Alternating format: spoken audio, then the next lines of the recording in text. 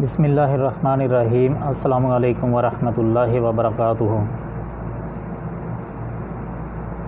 سورۃ البقرہ آیت نمبر 1 تا 7 یعنی پہلے رکوع کا ترجمہ اور مختصراً تفسیر بیان کی جائے گی۔ اعوذ باللہ من الشیطان الرجیم، بسم اللہ الرحمن الرحیم۔ الف لام میم۔ الف لام میم، الف لام میم انہیں حروف مقطعات کہا جاتا ہے، انہیں حروف مقطعات کہا جاتا ہے، یعنی علیحدہ علیحدہ پڑھے جانے والے حروف۔ ان کے معنی کے بارے میں کوئی مستند روایت موجود نہیں ہے، واللہ عالم بمراد ہے، یعنی اللہ ہی جانتا ہے کہ اس سے اللہ سبحانہ تعالیٰ کی مراد کیا ہے۔ البتہ نبی صلی اللہ علیہ وسلم نے یہ ضرور فرمایا ہے کہ میں نہیں کہتا کہ الف ایک حرف ہے، کہ الف لام میم ایک حرف ہے، یعنی تینوں کو ملا کر الف علم بنتا ہے، تو یہ ایک حرف ہے، بلکہ الف ایک الگ حرف ہے اور لام ایک الگ حرف ہے اور میم ایک حرف ہے، اور حرف کے پڑھنے پر 10 نیکیاں ہیں، اور ہر نیکی کا جو اجر ہے وہ 10 گنا تک بڑھا دیا جاتا ہے۔ ذالک الکتاب لا ریب فیہ ھدی للمتقین۔ ذالک اس کا معنی وہ اور یہ دونوں ہوتے ہیں۔ الکتاب سے معنی کتاب ہی ہے، لا یعنی نہیں، ریب کوئی شک، فیہ اس میں، ھدی ہدایت ہے، للمتقین واسطے ان کے جو متقی ہیں، یعنی کہ جو نیکوکار ہیں۔ اس کتاب کے اللہ کی کتاب ہونے میں کوئی شک نہیں، پرہیزگاروں کو راہ دکھانے والی ہے، یعنی کہ اس کی تفسیر یہ ہے کہ اس کے منزل میں اللہ یعنی اللہ کی طرف سے ہونے میں کوئی شبہ نہیں ہے، جیسے کہ دوسرے مقام پر ہے تنزیل الکتاب لا ریب فیہ من رب العالمین۔ علاوہ ازیں اس میں جو واقعات بیان کیے گئے ہیں، ان کی صداقت میں جو احکام و مسائل بیان کیے گئے ہیں، ان کے برحق ہونے میں کوئی شک نہیں۔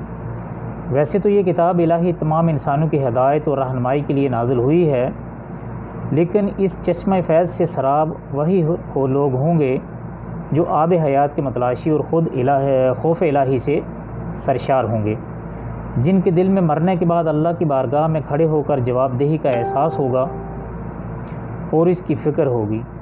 جن لوگوں کو اس کی فکر ہی نہیں، اس کے اندر ہدایت کی طلب یا گمراہی سے بچنے کا جذبہ ہی نہیں، تو اسے ہدایت کہاں سے اور کیوں کر حاصل ہو سکتی ہے؟ یعنی کہ جس بندے کے اندر ہدایت کو پانے کا جذبہ ہی نہیں اور نہ ہی اللہ کا خوف ہے، تو ظاہر سی بات کہ اس کو ہدایت ملنا ناممکن ہے۔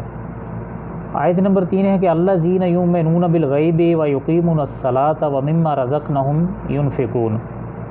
الذین جو لوگ، یؤمنون ایمان لاتے ہیں، بالغیب غیب پر، ویقیمون اور قائم کرتے ہیں، الصلاۃ نماز، ومن اور سے، ما کا معنی جو، رزقناہم یعنی ہم نے انہیں دیا، ینفقون وہ اس میں سے خرچ کرتے ہیں۔ اس آیت کا ترجمہ ہے کہ جو لوگ غیب پر ایمان لاتے ہیں اور نماز کو قائم رکھتے ہیں اور ہمارے دیے ہوئے مال میں سے خرچ کرتے ہیں۔ جو لوگ ایمان لاتے ہیں، اس سے یعنی اس کا معنی یہ ہوا کہ امور غیبیہ سے مراد وہ چیزیں ہیں جن کا ادراک عقل و حواس سے ممکن نہیں، جیسے ذات باری تعالیٰ، وحی، جنت، دوزخ، ملائکہ، عذاب، قبر اور حشر وغیرہ۔ اس سے معلوم ہوا کہ اللہ کے رسول صلی اللہ علیہ وآلہ وسلم کی بتلائی ہوئی ماورائے عقل و احساس باتوں پر یقین رکھنا جزو ایمان ہے، اور ان کا انکار کفر و ضلالت ہے۔ اقامت صلاۃ سے مراد پابندی ہے، یعنی پابندی سے اور سنت کے مطابق نماز کا اہتمام کرنا، ورنہ نماز تو منافقین بھی پڑھتے ہیں۔ انفاق کا لفظ عام ہے جو صدقات واجبہ اور نافلہ دونوں کو شامل ہے، یعنی صدقات واجبہ جو صدقات واجب ہیں جن کو دینا لازمی ہوتا ہے، اور نافلہ وہ جو نوافل جو ثواب کی نیت سے صدقات کیے جاتے ہیں۔ اہل ایمان حسب عطا دونوں میں کوتاہی نہیں کرتے، بلکہ ماں باپ اور اہل و عیال پر صحیح طریقے سے خرچ کرنا بھی اس میں داخل ہے اور باعث اجر و ثواب ہے۔ والذین یؤمنون بما انزل الیک وما انزل من قبلک وبالآخرۃ ہم یوقنون۔ والذین اور جو لوگ یؤمنون ایمان رکھتے ہیں بما اس پر جو انزل نازل کیا گیا الیک آپ کی طرف وما اور آپ سے پہلے وما اور جو انزل نازل کیا گیا من قبل کا معنی آپ سے پہلے وبالآخرۃ اور آخرت پر ہم یوقنون وہ یقین رکھتے ہیں۔ ترجمہ ہے اور جو لوگ ایمان لاتے ہیں اس پر جو آپ کی طرف اتارا گیا اور جو آپ سے پہلے اتارا گیا اور وہ آخرت پر بھی یقین رکھتے ہیں۔ اس کی تفسیر یوں ہے کہ پچھلی کتابوں پر ایمان لانے کا مطلب یہ ہے کہ کتابیں انبیاء علیہم السلام پر نازل ہوئیں وہ سب سچی ہیں، وہ اب اپنی اصل شکل میں دنیا میں نہیں پائی جاتی، نیز ان پر عمل بھی نہیں کیا جا سکتا۔ اب عمل صرف قرآن اور اس کی تشریح نبوی صلی اللہ علیہ وسلم، یعنی نبی صلی اللہ علیہ وسلم نے قرآن کی جو احادیث وغیرہ فرمائی ہیں وہ قرآن کی تشریح ہے، اس پر ہی اب عمل کیا جائے گا۔ اس سے یہ بھی معلوم ہوا کہ وہی رسالت کا سلسلہ حضرت صلی اللہ علیہ وسلم پر ختم کر دیا گیا ہے، ورنہ اس پر بھی ایمان کا ذکر اللہ تعالیٰ ضرور فرماتا۔ اولئک علی ھدی من ربہم واولئک ھم المفلحون۔ اولئک یہی لوگ اعلیٰ اوپر ہدایت کے ہیں، من سے ربہم اپنے رب کی طرف سے، اور اولئک یہی لوگ ہیں ہم وہ المفلحون جو فلاح پانے والے ہیں۔ یہی لوگ اپنے رب کی طرف سے ہدایت پر ہیں اور یہی لوگ فلاح اور نجات پانے والے ہیں۔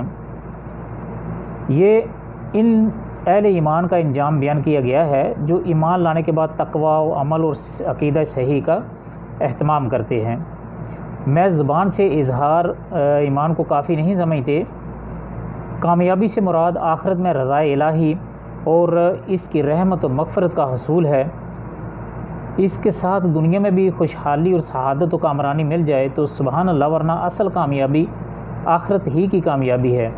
اس کے بعد اللہ تعالیٰ دوسرے گروہ کا تذکرہ فرما رہا ہے جو صرف کافر ہی نہیں بلکہ اس کفر و عناد اس انتہا تک پہنچا ہوا ہے، یعنی ان کا کفر و عناد اس حد تک پہنچا ہوا ہے جس کے بعد ان سے خیر اور قبول اسلام کی توقع نہیں کی جا سکتی۔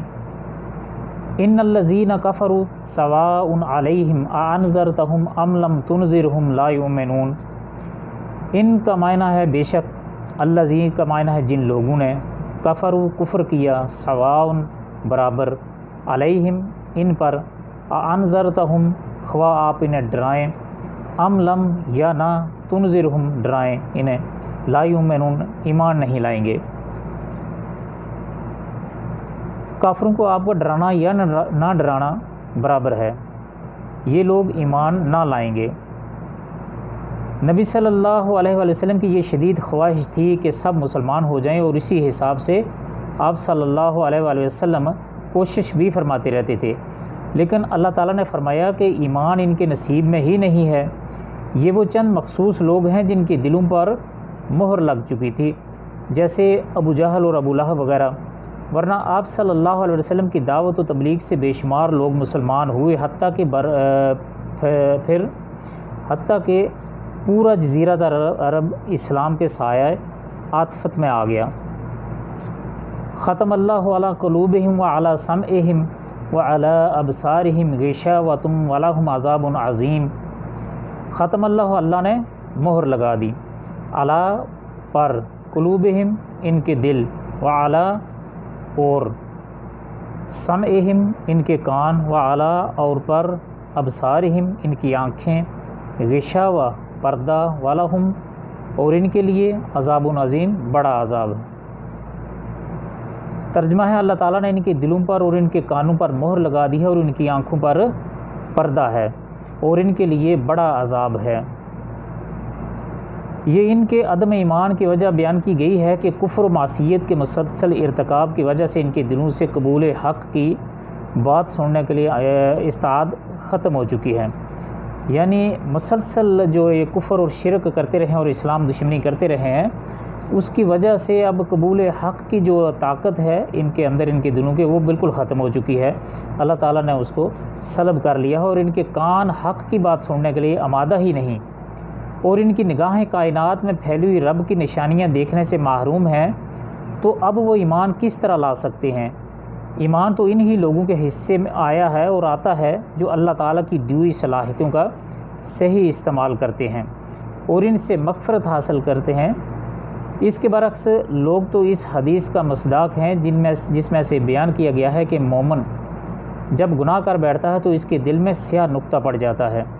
اگر وہ توبہ کر کے گناہ سے باز آ جاتا ہے تو اس کا دل پہلے کی طرح صاف اور شفاف ہو جاتا ہے، اور اگر وہ توبہ کی بجائے گناہ پر گناہ کرتا جاتا ہے، یعنی گناہ پر ڈٹ جاتا ہے، تو وہ نقطہ سیاہ پھیل کر اس کے پورے دل پر چھا جاتا ہے۔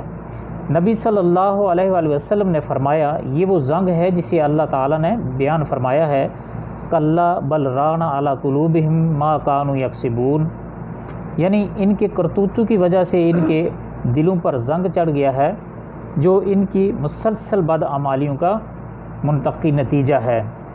تو یہ تھی ہماری آج کی ویڈیو مختصر سی۔ یہ سورۃ بقرہ کا پہلا رکوع ہے، آیت نمبر 1 تا 7، جس کا ترجمہ، تشریح اور لفظی معنی پیش کیے گئے۔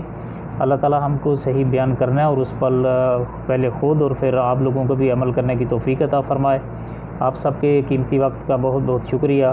آپ سب سے گزارش ہے کہ اگر آپ پہلی بار اس چینل پر تشریف لائے ہیں تو چینل کو سبسکرائب کر لیجیے اور گھنٹی کے بٹن کو دبا کر آل کے آئیکن پر ضرور کلک کر لیجیے گا، تاکہ آپ کو اس طرح کی اچھی باتیں بر وقت ملتی رہیں۔